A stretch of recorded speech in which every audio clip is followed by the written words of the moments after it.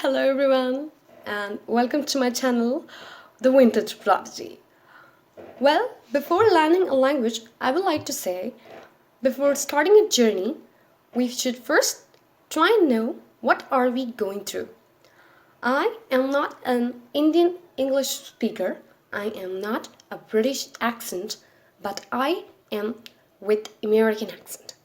I follow the language correctly with all its grammatical formats, but the vocabulary and the speaking skills are like an American. Well, on today's video, I'm gonna tell you all about the American T. What you mean by the American T. The T sounds that the Native American speakers pronounce while having their speech and something which is known as the pinging. In American T, we have 4 different categories that we follow in our speech. They are the true T, the Hald-t, the flat T, and the Vanishing-t. Now, let's first discuss the true T. What do you mean by the true T? The true T presence comes from when we keep the tongue between the 2 jaws and the tip of the tongue touches our upper teeth. It's spoken as T. Once again, T. You see? T. Now, I'll give you some sort of examples. They are to.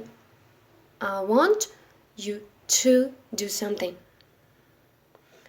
Take. I want you to take this book. Tell. I want you to tell me the truth. Till now we have seen that the words which I have given as an example of the true T, they had T at the starting of the word. The first letter of the word were starting with T, but the true T also exists in the words where the T comes in between, like until, hotel. In these words, the letter T is in between the word. Now, true T also forms some kinds of clusters. It's also heard in some different formats of consonant clusters. What do you mean by the consonant clusters? Consonant clusters are the words which have 2 consonant sounds right after each other. Let's see some examples. Here we'll see the examples in which the consonant clusters occur at the starting of the word. ST in stop, STR in street, TR in tree.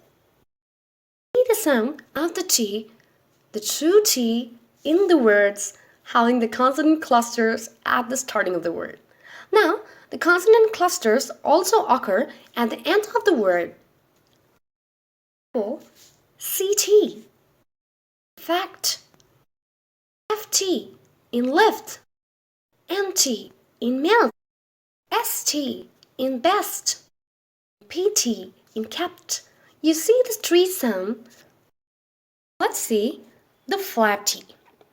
The flat T occurs when the T is between the 2 vowel sounds that are between any A, E, I, O, U sound, the vowels.